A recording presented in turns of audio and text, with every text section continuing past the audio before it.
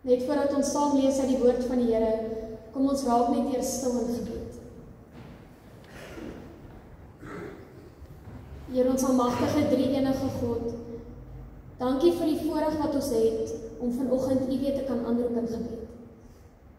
Here, dankie dat ons as geloofsgemeenskap vanoggend by mekaar kan wees, om U saam te kan loof en te kan prys, maar om ook weer saam uit U woord uit te kan lees. Here, as ons dink aan die week wat verby is, kan ons nie anders as om U hand van voorsiening in alles raak te sien. Here, U het ons gelei, U het ons gedra, U het ons bewaar, en U het ons elkeen ook weer vanoggend hier veilig by mekaar gebring. Dankie, Here, dat U goed is, dankie dat U genadig is, en dankie dat U teenwoordig is hierby met ons. Here, met die woord ook voor ons, vra ons, dat U ons asseblief vanoggend weer deur die woord sal lei. Here, wees U Gees by met ons, en wees U die een wat ons vanoggend kom leer wat dit is wat U vir ons wil kom sê. Here, ons is U kinders en ons is by mekaar, omdat ons besef dat U die anker is in ons lewens. Here, U is die een wat ons staande hou, U is die een na wie toe ons kan draai wanneer dit goed gaan of wanneer dit sleg gaan. Here, vanoggend is ons dan weer by mekaar om weer nuwe krag en energie by U te kom ontvang vir dit wat vir ons voorlê in die week. Wees U dan ook die een wat ons vanoggend deur die woord kom versterk, en wees U die een wat vanoggend met elkeen van ons kom praat. Here, breek asseblief U woord vir ons elkeen oop. Spreek met ons, want ons is U kinders en ons luister. Amen.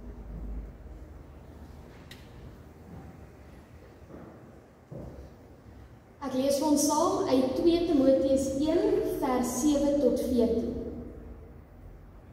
God het ons tog nie 'n gees van vreesagtigheid gegee nie, maar van krag en liefde en selfbeheersing. Moet jou dus nie skaam vir die getuienis van ons Here nie, ook nie vir my, sy gevangene nie. Maar dra jou deel van die lyding vir die evangelie deur middel van die krag van God. Hy het ons verlos en geroep met 'n heilige roeping, nie op grond van ons dade nie, maar op grond van sy eie besluit en genade. Reeds van ewigheid af is dit in Christus Jesus aan ons geskenk, en nou is dit geopenbaar deur die verskyning van ons verlosser, Jesus Christus, wat die dood vernietig het, en die lewe en die onverganklikheid deur die evangelie aan die lig gebring het. Hiervoor is ek as prediker, apostel en leraar aangestel. Daarom lei ek ook hierdie dinge, maar ek skaam my nie, want ek weet in wie ek nog altyd my vertroue stel, en ek is oortuig dat hy magtig is om die pand wat aan my toevertrou is, tot op daardie dag te bewaar. Hou as voorbeeld van die suiwer leer, vas aan dit wat jy van my gehoor het. Doen dit in die geloof en liefde wat in Christus Jesus is. Bewaar die kosbare pand wat aan jou toevertrou is, deur die Heilige Gees wat in jou woon. Ons lees net so ver. Gemeente, ek wil vanoggend met 'n storie begin. Daar was eens op 'n tyd 'n boer wat met die afsterwe van sy pa ook sy pa se plaas geërf het. Nou hierdie plaas was nie sommer net 'n so plaas nie. Dit was 'n plaas wat die beste oeste in sy distrik opgelewer het. 'n Plaas wat jaar na jaar rekord oeste gekry het. Baie opgewonde oor die geleentheid om die boerdery verder te vat, het die seun op die plaas aangekom en is hy reguit na die stoor toe. Binne in die stoor ontdek die seun toe sakke en sakke saad met 'n briefie van sy pa. Die briefie van sy pa verduidelik vir hom dat die geheim tot sy pa se suksesvolle boerdery niks anders is nie as die saad waarmee hy werk. Die saad wat sy pa vir hom agtergelaat het, is oor tyd so fyn deur sy pa ontwikkel, dat dit naderhand bestand was teen enige droogte, enige hitte, en ook teen alle peste. Baie opgewonde die jong boer sommer dadelik aan die gang gekom, en het hy gaan plant en gaan oes en reggemaak. Na die eerste jaar het hy weer rekord oeste gelewer. Uiteindelik, hoe langer die seun self geboer het, het hy egter saad wil verander. Hy wil die saad so 'n bietjie verder ontwikkel, om te verseker dat hy nog beter oeste sal kry. Dat hy nog meer kan plant en nog beter kan doen, sodat die boerdery ook verder vorentoe kan gaan. Vir die eerste jaar nadat hy aan die saad verander het dit gelyk of sy plan wel werk. Hy het weer 'n rekord oes gekry. Maar hier teen die tweede en die derde jaar het daar skielik probleme opgedaag. Die oes was nog steeds groter, maar skielik was dit vatbaar vir peste. Dit was nie meer droogte bestand nie, en dit was vatbaar vir die vreeslike hitte. In die boer se poging om nog beter en groter te boer, het die seun so aan die saad verander, dat die saad uiteindelik al sy kenmerke verloor het, waarmee die saad uiteindelik sy pa se boerdery se sukses gelewer het. Die saad wat die boer mee gewerk het, was uiteindelik nie meer dieselfde as die saad wat sy pa vir hom oorgelewer het. Want uiteindelik was dit nie meer droogte bestand nie. Dit was nie meer bestand teen die hitte nie, en dit kon nie meer staande bly teen al die peste nie. Nou geliefde, daar is 'n sterk verwantskap tussen hierdie verhaal van die boer en Paulus se brief wat hy aan Timoteus skryf. Wat ons vanoggend moet raak sien, is dat Paulus sy brief aan Timoteus eindig, net sy dit begin het. Paulus begin en eindig hierdie brief aan Timoteus deur vir Timoteus te sê, daar is geen ander evangelie nie. Of anders gestel, Timoteus moet nie aan die saad gaan verander nie. Paulus lewer hierdie streng oproep aan Timoteus, want die evangelie is uiteindelik nie iets wat ons as predikers moet ontwikkel nie. Predikante en pastore moet nie iets tot die evangelie byvoeg of wegvat oor tyd nie. Geen prediker of Christen kan die evangelie enigstens verbeter of is veronderstel om die evangelie te verander nie. En daarom, Timoteus, gelowiges, daar is geen ander evangelie nie. Moet nie aan die saad gaan karm nie. Nes die saad in ons verhaal wat die paas aan sy boer oorgelewer het, was die evangelie reeds volmaak toe Christus dit aan sy apostels oorgelewer het. Die woord van God was reeds volmaak toe die disippels dit aan die volgende generasies moet gaan gee het. Hierdie volgende generasies waarvan Timoteus deel is, kry daarom die oproep om ook eenvoudig net die evangelie te bewaar. Hulle moet dit nie verder ontwikkel nie. Hulle moet nie aan die evangelie gaan verander of gaan karm nie. Hulle oproep is om die evangelie te bewaar, om dit behoue te laat bly vir die volgende generasies. Hulle moet die evangelie beskerm, dat ook hulle kinders en die kinders daarna die evangelie sal ontvang soos wat hulle dit ontvang het. Soos wat ons dit van die profete en die disippels gehoor het. Om te bewaar beteken om iets wat ons gekry het, behoue te laat bly en te oorhandig aan die volgende groep. Ons moet dit wat ons kry, ontvang en beskerm, sodat die volgende generasies dit ook weer dieselfde sal ontvang. Hierdie oproep om die evangelie te bewaar, is 'n oproep wat alle gelowiges deur die eeue kry. Dit is alleen omdat die vorige generasies van gelowiges die evangelie bewaar het, dat ek en jy vandag nog die evangelie kan hoor en kan glo. Die evangelie, die woord van God het alleen behoue gebly, omdat die opdrag en die oordrag van die evangelie nog altyd getrou gebly het aan die skrif. Die disippels het nie aan die evangelie verander nie. Die apostels ook nie. Jesus Christus ook nie. En alleen omdat hulle nooit daaraan verander het nie, kan ons vandag nog dieselfde evangelie aanhoor. Kan ons vandag nog steeds glo soos wat die profete aan ons kom vertel het. As ons dink aan die evangelie, dan sien ons dat die evangelie reg deur die Bybel baie duidelik is. Vanuit die Ou Testament het alle gelowiges tot kennis gekom van Jesus Christus, ons Messias en ons verlosser. Die disippels en die apostels het die volledige en die volmaakte evangelie bewaar en oorgelewer, deur niks daarby by te voeg nie, maar deur dit eenvoudig aan die gelowiges te vertel. Hulle het eenvoudig, nes die pa in ons verhaal, die volmaakte ontwikkelde saad aan sy seun oorgelaat, in die hoop dat sy seun ook nie aan die saad sal verander nie, maar dat sy seun die saad sal bewaar en dit ook weer vir sy seun eendag sal gee. Selfs ook as ons aan Jesus Christus, die Seun van God, dink, dan sien ons dat hy op sy beurt ook nie aan die woord van God verander het nie. Inteendeel, ook Jesus Christus het eenvoudig voortgegaan om die skrif te gaan verkondig, soos wat die profete voor hom dit gedoen het. Jesus het die disippels onderrig vanuit die woord van God uit.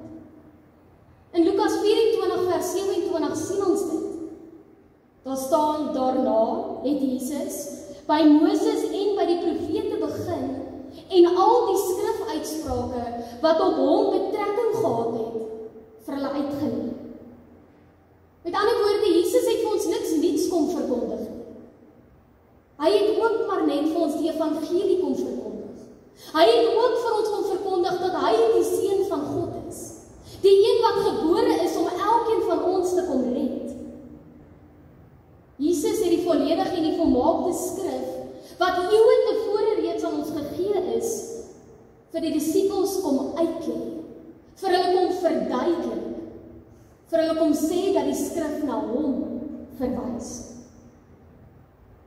Net soos Jesus het die apostels na hom ook die evangelie aan die volgende geslagte oorgedra vanuit die skrif.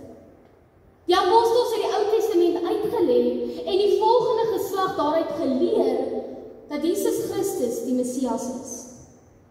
As ooggetuies van Christus se kruisiging en opstanding, het die apostels verder gegaan deur te verkondig dat Jesus nie net gesterf het nie, maar dat hy ook opgestaan het. Die apostels het kom verkondig dat Jesus die een is waaroor die evangelie en waaroor die Ou Testament gaan. Die apostels het vir ons kom wys dat Jesus Christus die vervulling van die Ou Testamentiese beloftes is. Die een na wie die profete verwys het, toe hulle gesê het dat die verlosser vir elkeen van ons gebore sal word. Die apostels is deur God geroep en deur die Heilige Gees gelei om die evangelie te bewaar, deur te verkondig dat Jesus mens geword het, dat hy talle wonderwerke gedoen het, dat hy gekruisig is, gesterf het en begrawe is, en dat hy ook weer opgestaan het uit die dood, dat hy aan hulle verskyn het, en dat hy na dit weer opgevaar het na die hemel. Dit, die evangelie wat die profete, die disippels en die apostels kom verkondig het, dit is die volmaakte saad wat ons van God af ontvang het. Dit is die woord van God wat hy aan ons kom gee het. Die volmaakte woord, die volmaakte waarheid van God, waaraan ons nie moet verander nie, maar waaraan ons moet vashou, wat ons vandag nog steeds moet verkondig. Jesus het aan die disippels die perfekte saad van die evangelie oorgelaat. Die disippels het dit aan die volgende generasie van gelowiges oorgelaat. En so het elke generasie van gelowiges deur die kerk die evangelie gehou en oorgelaat, sodat ons dit ook kan ontvang. Wanneer Paulus daarom in 2 Timoteus aan Timoteus sê, bewaar wat aan jou toevertrou is, dan beteken dit, bewaar die evangelie wat aan jou toevertrou is. In die Ou en in die Nuwe Testament vind ons die woorde van Christus, ons vind die woorde van die apostels, en ons vind die woorde van die profete. In die Nuwe Testament vind ons ook die leer van Paulus, die leer oor Jesus Christus, wat ook weer in lyn is met die Ou Testament. Paulus het in sy woord, in sy briewe heeltyd vir ons terugverwys na die Ou Testament. Heeltyd het hy vir ons kom sê, wie is Jesus Christus? Wat het Jesus vir ons kom doen? Wat het Jesus aan die kruis vir elkeen van ons kom volbring? Alleen deur die Ou en die Nuwe Testament, deur die wet, die profete, die apostels, kan ons as gelowiges vandag nog tot kennis en geloof in Jesus Christus kom. Alleen deur die Ou en die Nuwe Testament, deur die evangelie, weet ons dat Jesus die Messias is, wat in ons plek aan die kruis gesterf het. Alleen deur die Ou en die Nuwe Testament, deur die wet, die profete, die apostels, die disippels, weet ons dat God sy genade aan ons kom skenk. Weet ons dat God ons op die naam kom roep het. Weet ons dat God vir Jesus Christus gestuur het om in ons plek aan die kruis te sterf. Ons kom tot geloof en kennis omdat ons die saad van die evangelie ontvang het. Die saad wat al die vorige gelowiges vir ons ook oor tyd bewaar het. Geliefdes, sedert die begin van tyd was daar gelowiges wat wel aan die evangelie verander het. Was daar predikante en pastore wat hulle eie voorwaardes tot die evangelie kon byvoeg het. Ook in Timoteus se tyd het dit gebeur. En dit is presies waarom Paulus hierdie brief begin en eindig op dieselfde manier. Hy begin en eindig hierdie briewe met dieselfde oproep. Timoteus, geen ander evangelie nie. Timoteus moenie aan die saad gaan verander wat ons ontvang het nie. Ook moet nie enige van ons aan hierdie saad, hierdie evangelie gaan verander nie.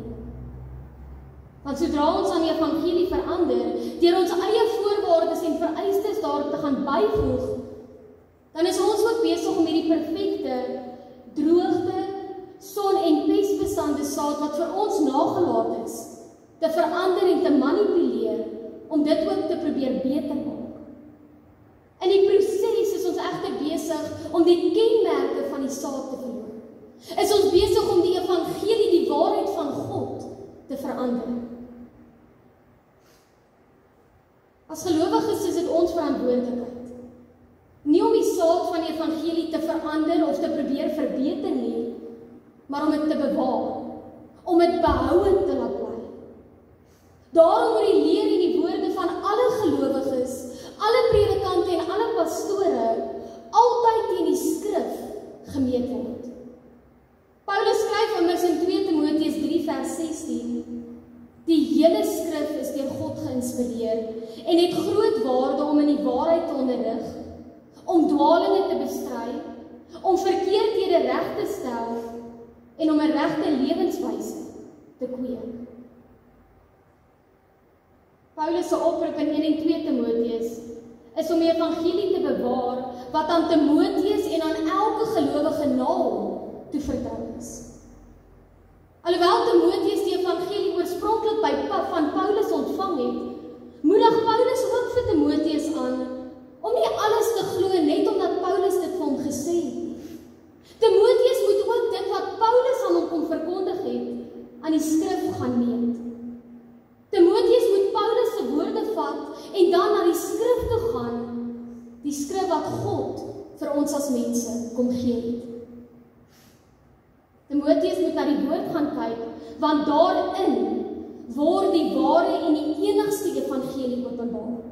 Daarin word die volmaakte en die volledige saad van die evangelie deur God aan ons as gelowiges gegee.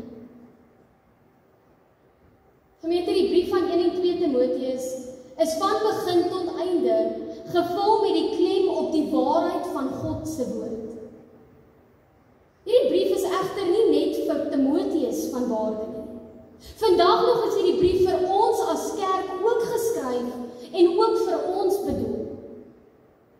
Die kerk, die gelowiges van die kerk se verantwoordelikheid is om die evangelie te bewaar. Dis ons verantwoordelikheid om die evangelie suiwer te verkondig. Dis ons verantwoordelikheid, want een van die eienskappe van die kerk van ons Here Jesus Christus is dat die evangelie suiwer verkondig moet word. dat die evangelie in lyn met die skrif verkondig moet word. Predikante, kerkrade, gelowiges in die kerk van Christus moet hierdie waarheid bewaar, want die kerk word geroep om die suiwer leer van God te verkondig, sodat die wêreld ook hierdie suiwer evangelie mag hoor. Die kerk moet die perfekte saad wat aan ons toevertrou is, beskerm deur getrou te bly aan die woord van God. Die skrif roep ons as gelowiges en as kerk tog op om voort te gaan deur aan die evangelie vas te hou, sodat ons kinders en hulle kinders ook nog die evangelie sal hoor, soos wat God dit aan ons kom openbaar het. Dis ons verantwoordelikheid, vers 10, om altyd die evangelie aan die lig te bring. Dis ons verantwoordelikheid om die woord van God aan die lig te bring. Nie die woorde en die idees van mense nie. Gemeente, vandag is die eerste Sondag in Desember. Vandag staan ons al reeds op die voorhand van die feestyd. In 2 Timoteus 1 vers 7 tot 14 is Paulus besig om ons as gelowiges te herinner en terug te roep na die evangelie van God, waarin ons hoop, ons geloof en ons vertroue ook in hierdie feestyd geanker is. Paulus roep ons vanoggend terug na die evangelie van God. Want of dit nou Kersfees, Nuwe Jaar of Paasfees is, ons as gelowiges moet altyd gefokus bly op die een ware evangelie van God. Die ware evangelie wat God aan ons kom openbaar het. Spesifiek ook in die feestyd is dit daarom nog steeds ons as kerk se verantwoordelikheid om die evangelie van God te bly bewaar en te bly verkondig. Geliefdes, die goeie nuus van die evangelie is nie seisoonaal nie.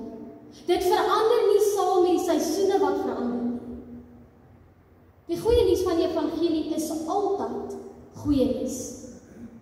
Vandag, môre, maar ook oor 3 of 4 maande van nou. Die evangelie van God is iets waaroor ons altyd moet juig, waarin ons as gelowiges altyd ons vreugde moet vind. Ook in die feestyd wat nader kom, moet ons daarom gefokus bly op die evangelie. Die feestyd wat nader kom is tog niks anders as ons viering van die evangelie. Daarom moet ons ook nou in Desember gefokus bly op die ewige waarheid en die troos wat ons van God af ontvang het. Die troos dat Jesus Christus vir ons gebore is, dat hy vir ons gelewe het, dat hy vir ons gekruisig is, en dat hy ook uiteindelik vir ons uit die dood uit opgestaan het. Dit is die goeie nuus van die evangelie wat ons vandag nog steeds verkondig. As ons daarom vanoggend die kerk verlaat en die feestyd binnegaan, laat ons vasstaan aan hierdie oproep wat Paulus aan ons kom bring in 2 Timoteus. Want daar is geen ander evangelie. Daar is geen ander rede om fees te vier nie.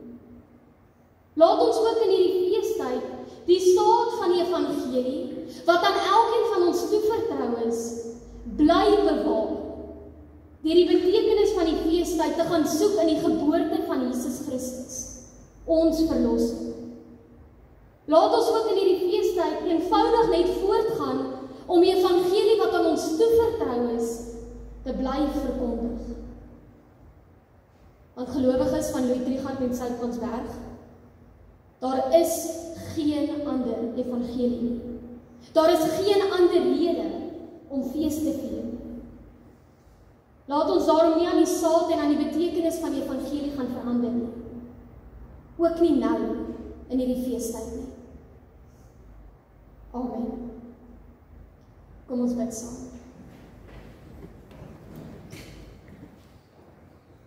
Here, ons almagtige drie-enige God, dankie vir die woord.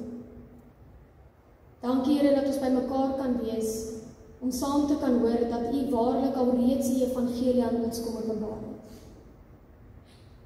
Here, U weet ons dikwels klomp stemme wat ander dinge vir ons wil kom verkondig, wat wil vir ons sê dat die woord anders werk en dat ons dit verkeerd verstaan. Maar Here, dankie dat ons vanoggend weer uit die woord uit kan sien, dat ons dit nie verkeerd verstaan nie. Want U Seun is vir ons gebore. Hy is vir ons gekruisig en hy het ook weer uit die dood uit opgestaan. Here, daarin lê ons troos en ons verwagting. Ons troos lê in die feit en in die wete dat ons nie op grond van ons eie dade by U hoef uit te kom nie, maar dat ons op grond van die dade van die Seun by U kon uitkom. Here, die evangelie is ons troos dat ons waarlik nou reeds kinders van U is.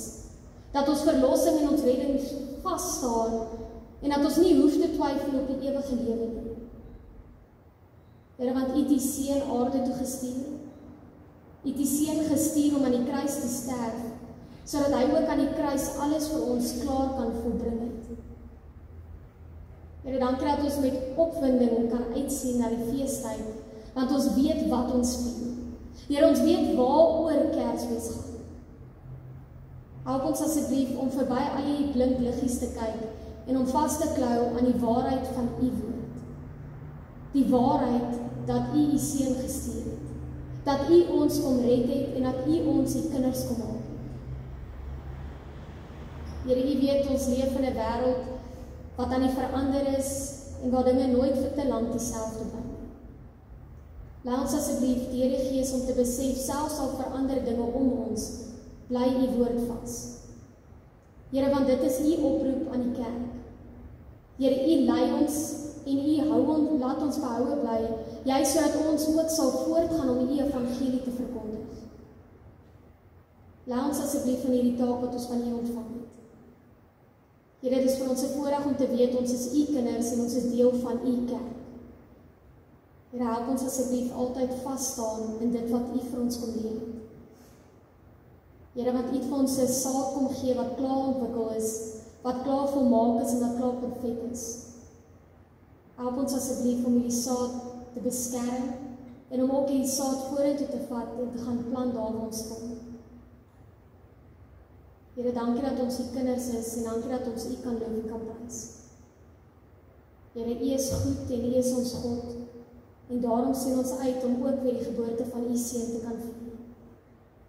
Here, ons bid hierdie dinge nie omdat ons dit verdien nie, maar alleen omdat U ons God is en alleen omdat U ons U kinders kom maak het.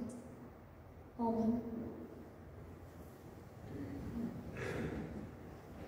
Geliefdes, kom ons staan vir die sing van ons slotlied.